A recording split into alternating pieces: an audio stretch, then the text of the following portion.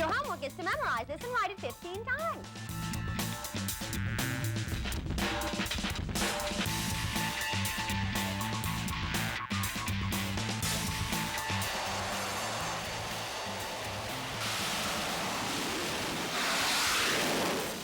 Welcome to the coolest, hippest half hour of fun on TV. This is Brain Stew with Jennifer Floyd. Ever wondered what it takes to become an astronaut? This week, Brain Stew visits United States Space Camp in Huntsville, Alabama, and experiences astronaut training. Learn how astronauts are trained for emergencies in space and how they learn to walk on the moon. Plus, try this week's experiment and blast off to the library. All that on this week's episode of Brain Stew. It's coming on right now. Don't touch that remote. Hey, all you Brain Stewers, welcome to the show. Hey, have you ever wondered what it's like to be an astronaut? Well, pack your bags, because today we are at United States Space Camp in Huntsville, Alabama. We're gonna find out what it takes to become an astronaut. Who came up with the idea of space camp? A rocket scientist by the name of Dr. Werner von Braun. He believed that kids like you are the leaders of the future. Being the rocket scientist that he was, he also knew how important math and science were to the space program. So, in the 1960s and 70s, Dr. von Braun's brain was stewing. He thought, if there were baseball and soccer camps, why couldn't there be a camp for kids interested in math, science, and space? From this idea, Space Camp was born. This is the United States Space and Rocket Center in Huntsville, Alabama, home to the first U.S. space camp, established in 1982. What do kids do at space camp? Tons. In 1 week of space camp, kids will learn the educational requirements, the emotional requirements, and the physical requirements it takes to become an astronaut. How does space camp get kids excited about math and science? Well, at Space Camp, kids are allowed to participate in astronaut training activities, high-tech programs, and simulated space shuttle and space station missions. Cool. You said it. Brain Stew will check out all that and more on our visit here at Space Camp. Hold on.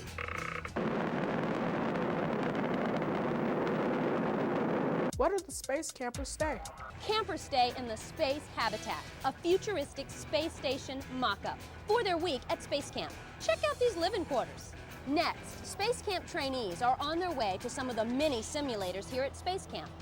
All the simulators are designed to show kids like you how astronauts are trained for space travel and space exploration. All campers, even me, have group leaders to educate and prepare them for training. I'm ready for astronaut training. Are you? Let's go. Okay, the first thing we think of when we think of astronauts is how cool it is to walk in space. How do astronauts train for spacewalks? The first thing an astronaut has to do is understand that when they're moving around in space, they're not going to have gravity to help them with everything that they normally do. All of Newton's laws of motions are going to be in effect. And basically that means that if you were to hit the side of the shuttle, you are going to go in the opposite direction. If you're going to turn a wrench like you do on Earth, your body's going to rotate with you while you turn that wrench. So what we've done, and I can show you some of the equipment we use, is we've designed some chairs which we're modeling these after the original chairs designed during the early American space program. And these chairs are called our 5 degrees of freedom chair. What this does is it simulates all the different degrees of freedom that an astronaut will experience while they're in space. While you're working in this chair, it'll be almost 100% the same as working in space itself, minus, of course, the spacesuits. Cool, can I get in it? Oh, most certainly. All right.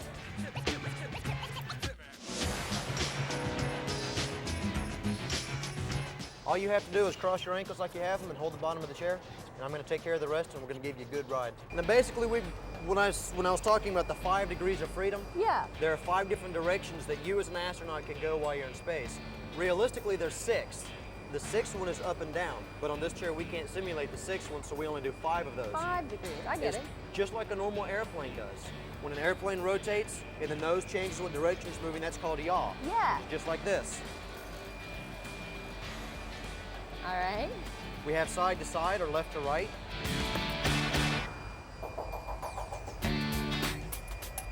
Of course, your standard forwards and backwards. Yep. Going back. Now the fun ones, of course, are pitch and roll. When an airplane turns, it doesn't just turn and go in another direction like a car does. An airplane doesn't have the gravity of the ground and the friction of the wheels hitting the ground like cars do, so it's a little bit more difficult for an airplane to turn. What it has to do is it has to rotate on this imaginary line called an axis that runs from the tail out the nose, and that's called a roll. This is a roll. And once it has its roll, then it's going to pitch along that axis, and that's going to start the turning motion. Okay? Oh, wow. So you have a roll, and then pitch. Yeah. And those are the 5 basic degrees of freedom that you can do while you're in space. Now, to give you a good example of why we have to train the astronauts on this, let's say for an example that you're working outside the orbiter and you got a little bit too close and you wanted to get away from it. So just reach out and push or give a good kick to the side of the orbiter and watch what happens. It takes you in the opposite direction. If you were just standing around on Earth, you weren't going to have that problem. You just push the orbiter just like you need to. Yeah. In space, however, if you bump into the orbiter, you would go the wrong way. We've got additional thing we'd like you to look at sometime this morning, Bruce, when you're flying. The MMU, or Man Maneuvering Unit, is a small jetpack that the astronaut wears. It was first used in 1984 on, I believe it was the 4th Challenger mission. The purpose in this is so that an astronaut can go away from the orbiter, can capture a satellite, can do repairs on a satellite from a distance. The benefit is that this Man Maneuvering Unit does not have to be tethered. So he has his own propulsion system here on the back. Wow. So he doesn't have to have a tether to tie him down to the shuttle itself. He can go for a good distance. And he can come back himself. And he can most certainly come back as long as he doesn't go too far and use up all of his juice. Yeah. Now this is the same principle as the 5 degrees of freedom chair, only it will levitate on 4 pads of air. And this time, instead of me controlling it, you were going to have the controls. This is really confusing, Joel. Well, it takes time to get used to the equipment to figure out how to use it properly. Okay, roll. Yeah.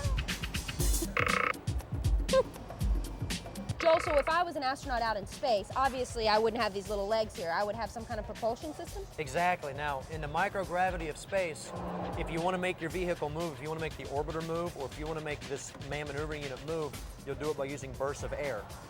Since there is no gravitational pull, since there is no air pressure in space, just a burst of air, say out the front, will force you backwards. And then if you want to stop going backwards, you'll blow air out the back. Oh yeah, I got it.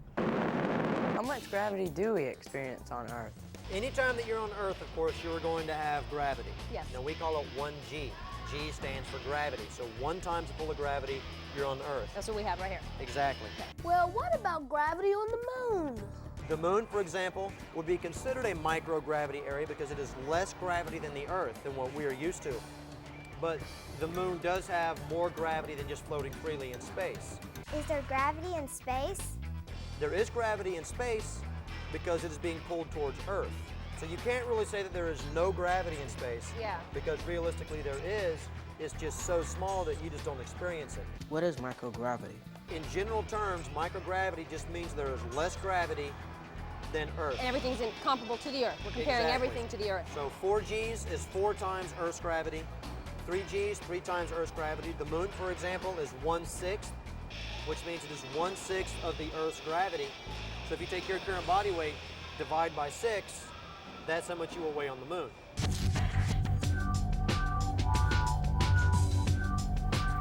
Speaking of the moon, how do astronauts train to walk on it? The Apollo program in the early 70s, well, late 60s, early 70s, what they did was they invented this chair called the 1/6 microgravity chair. Of course, it's 1/6 gravitational pull of the moon, therefore it's called the 1/6 chair. What we'll do is we're going to put you and the other trainees that come here to space camp in the exact same kind of equipment. Once you're strapped inside this chair, we'll raise it up till you're on your tiptoes, and the majority of your weight will be on the springs that you see up above. 1/6 the gravitational pull. Exactly. The 1/6 chair. I'm ready for it. You ready? Yep. Okay. All right, what we're going to do here is we're going to raise you up until you're balancing your tiptoes. So all you have to do is just sit and relax. The chair will do all the work for you. All you have to do is lean your body forward and jump. And you'll start off with the bunny hop first. Okay, try the side-to-side hop now, which is bouncing from one leg to the other. Boing, boing. In a slow motion jog, which is just a version of hopscotch, you bounce off one leg, you move forward, land on the next one, you move forward, you land on the next leg.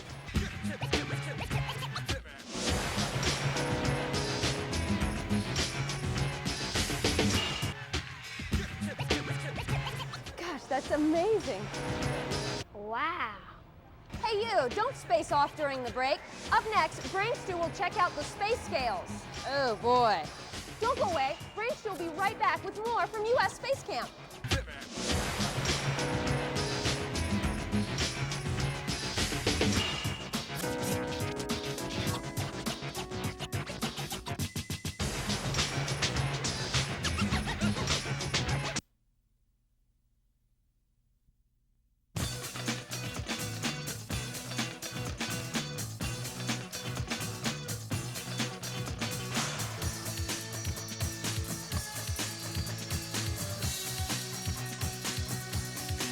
Hey guys, we're back at U.S. Space Camp. Well, actually, we're right next door at the U.S. Space and Rocket Center Museum. Here with my friend Joel. Joel? How much would I weigh on the moon? Well, on the moon, we have less gravity than we do on Earth. Yeah. We have exactly 1/6 of Earth's gravity on the moon, as I explained earlier. If you're quick with math, you can take your body weight, divide it by 6, that's what you would be on the moon. And to make it even easier for those that aren't really good at math, is we have our lovely space scales. Now this scale is going to show you on the bottom, where the outside is going to be Earth's weight. Okay. The second one is going to be Mars, which is approximately 1/3 of the Earth's gravitational pull. And then of course the very inside one is the moon's, which is 1/6 of the Earth's gravitational pull. So this is going to show you all three weights. So this is going to be a good scale for me to get on if I want to see my weight decrease rapidly like that. Oh, most certainly, most certainly. All right. Okay, that's about right. I weigh about 115 on Earth. On Mars, I'd weigh almost 45 pounds, and on the moon, I'd weigh 20 pounds. 20 pounds on the moon. So that's all that I would have to actually maneuver on the moon, would be 20 pounds plus the weight of... Plus the suit. Now Plus the the spacesuit suit. itself has a certain amount of weight, and then if you also add your life support pack to the back of that, that's another, and it's a total of about 400 pounds completely. How do astronauts train for microgravity? What they do is, the closest, of course, you're going to get on Earth to actually working in a microgravity environment like space is going to be underwater, what we call neutrally buoyant. This is our underwater astronaut trainer. There's only 5 of these in the country. What we do is we take our trainees down, our high school age trainees, and they go underwater, and with the right amount of weight and the right amount of water, you're going to be neutrally buoyant, which means you are neither going to sink nor float. So what they'll do with the astronauts is when they put them in their suits is they put them down at the right depth, and we have a mock-up of the payload bay down here, and they're going to do the same principle that we do on the floor with the chairs, only you're underwater now. So it gives it a more realistic environment because you're enclosed in your suit. You have to rely on your suit to provide you with the pressure that you need and the oxygen that you need. And working underwater, of course, if you let go of something, it's going to float away, just like if you're in space itself. Yeah. And it brings the whole realism to life. A lot of time what they'll also do is on Earth we have to simulate gravityless or microgravity environments, such as a lot of your roller coasters. Yeah. With high speeds over the top of the hill and drop really fast, you're going to float in your seats a little bit. These rides only have gravityless or microgravity environments for about 5 or 10 seconds. So what NASA has done is they have taken a KC-135, which is a U.S. Air Force refueler jet, and they've converted it, taken out the fuel tanks, and when they take it up to a certain altitude and dive, they can create weightlessness in the back of the plane for 35 to 45 seconds. All right, we've learned how astronauts train for spacewalks. We've learned how astronauts train for walking on the moon. How do astronauts train for emergencies in space? We have a variety of different activities that we're going to do to prepare them for any kind of emergency. The biggest one, of course, is if you go out of control, if you begin to spin out of control. Anything that is spinning during re-entry is going to burn up. When the space shuttle comes back in the atmosphere, it's not spinning. That's important, because if you are spinning, You're out of control. you're out of control, and- you're yeah. going to burn. Yeah. This is the multi-axis trainer. And this photograph is showing you the original, which is a larger version of what we have here. This is the one that we use to train astronauts during the Gemini and Apollo programs. Now, this is designed to give you the disorientation that you will experience if you were ever in a flat spin or a tumble spin. All right, let's go. I'm ready. All right. Now, the original version of this was a series of cages, and it had what was called a chicken switch. So if the astronauts got sick, got scared, they'd flip the chicken switch and they'd let them out. Where's my chicken switch? We don't have them. I don't need a chicken switch. All you gotta do is yell, and All I'll right. stop the machine. I'm not even gonna yell. All right, here we go. Hold on to your breakfast. Oh no.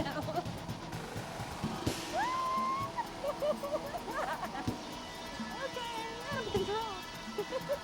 Now you have to imagine yourself actually in a capsule, out of control, would you be able to regain control at this particular moment, How do you think? do that? How can you regain?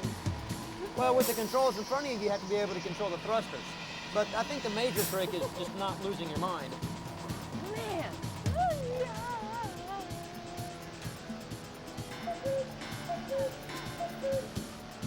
How do you feel?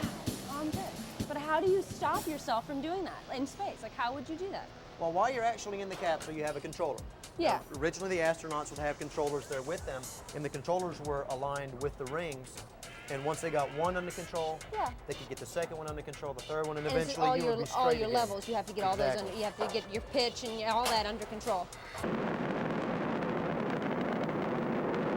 Okay, Joel, we've been training to be an astronaut all week long. We've gone through all these simulators, all this training. What do we do with all this training? All of this training has led up to one thing, and that is the space shuttle missions. Now, one thing that we do here at this camp for this week is we take all the trainees and teach them one part of a space shuttle mission or another. Now, this is a shuttle simulator. And of course, we enter the main quarters of the shuttle simulator are downstairs, or known as the mid-deck. And that's what this area is. I'll get the door. Okay. Well, now downstairs during liftoff and takeoff, these are going to be your payload specialists or your mission specialists. Now it gets interesting once you actually start talking about mission positions in the space shuttle program. Okay. You have your regular pilot and commander that sit upstairs on the flight deck and they fly. That's up there. That's right above us. Okay. You're also going to have mission specialists. Those are the ones that go outside the space shuttle. So whenever you see photographs of people out in space working on satellites or whatever, those are mission specialists. You also have payload specialists, scientists, doctors, engineers, and those are people that will come up and they will stay on the space shuttle itself, and they will do various experiments. And what are these for? These are monitors so that they can keep tabs during their mission on what's going on in the mission. Okay. They have the headsets to talk back and forth to the pilot and the commander, who are talking to mission control. Here they're looking at what all is happening so far, how far along they are, where they are in their launch systems.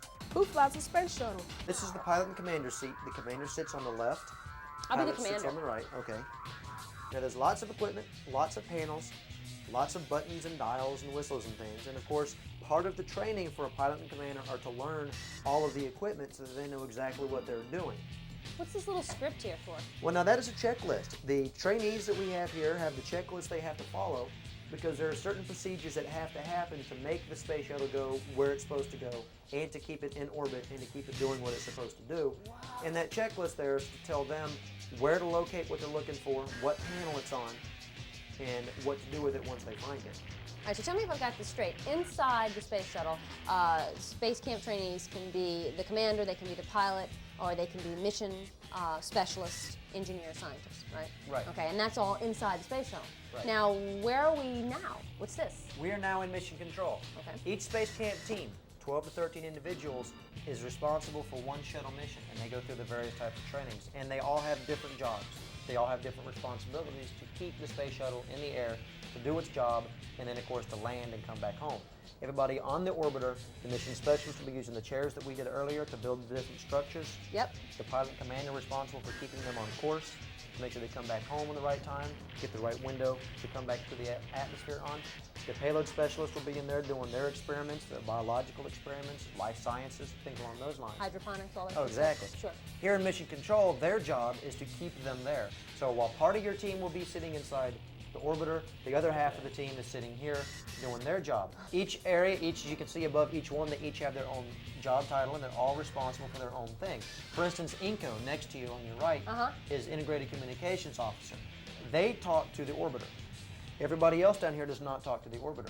This is the only guy that That's actually the can only actually- person that will communicate with the commander and the pilot. The reason for that is if you have 300 people on the same channel, you won't accomplish anything. Sure. So to help with communications, we have one person that talks to the orbiter. It's all about teamwork here at Space Camp.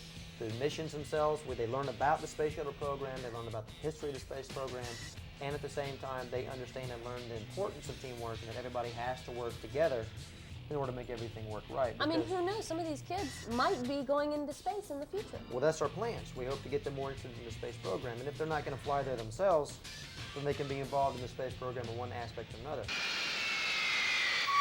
Joel, thank you so much for all your help and all your information on space camp and training. I think I'm about ready. What do you think? Be an astronaut, maybe? I think we can give it a shot. We'll find out how you fare up against everybody else we have here. Okay, thank you so much. I really appreciate it. Oh, it's my pleasure. Up next on Brain Stew, check out an awesome experiment and take a trip to the library. Got a project coming up on space? This week's Multimedia Minute to the rescue. Hey, try this brain strain while you wait.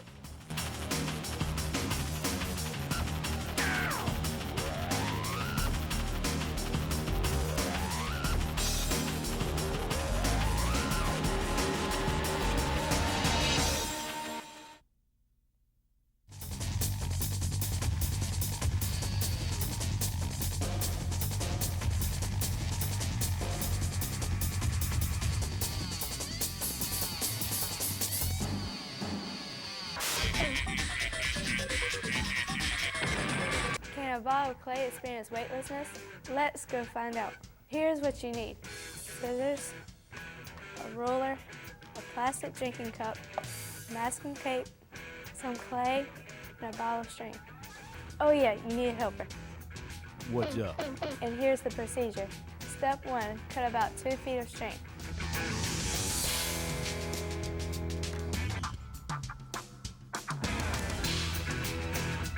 Step 2, you take the string and tape it to the sides of the cup like this.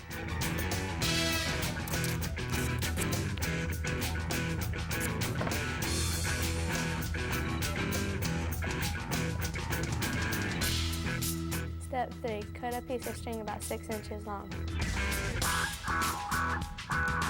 Take the shorter piece of string and tie it in a knot in the center of the longer one. Like that. Step 4, take a piece of clay about the size of a grape and mold it on the end of the shorter piece of string. Like that. Step 5, ask your helper to hold the cup way above his head. Step 6, to sit directly in front of your partner so you can watch the cup fall. Last but not least, have your partner drop the ball and cup. I know it was fast, but did you see what happened? The clay ball floated above the cup until the cup hit the floor. And why did this happen? The clay and the cup are falling at the same speed. The cup continues to fall away from the clay ball until the cup is stopped. Falling objects experience a kind of weightlessness. This is because gases in the environment are pressing against the object as it falls. This makes it look like the ball is floating. Astronauts float in the space shuttle as it orbits the Earth. Astronauts experience the same kind of weightlessness the clay ball did because, like the ball of clay, the shuttle is constantly falling around the Earth. That's Brain Stew for this week. I'm Jennifer Pulley, signing off from U.S. Space Camp at the United States Space and Rocket Center here in Huntsville, Alabama.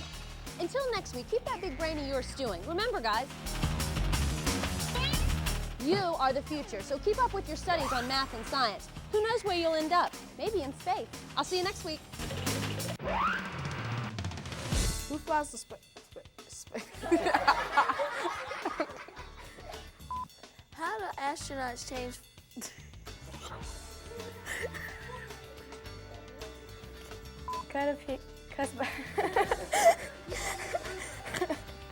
Pack your bags. I can't give you. And simulated space shuttle and space shuttle, space missions. Why couldn't there be camps that were, why can't I get this line?